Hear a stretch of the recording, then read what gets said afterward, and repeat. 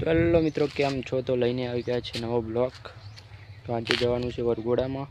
માતાજીનું વરઘોડું છે ત્યાં ભાઈબંધના ત્યાં.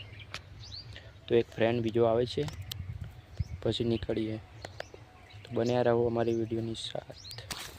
ઓલરેડી અમારો દોસ્તાર આવી ગયો છે. આ રહ્યો અમારો દોસ્તાર. हेलो गाइस, कैसे हो? जल्दी से सब्सक्राइब कर दो।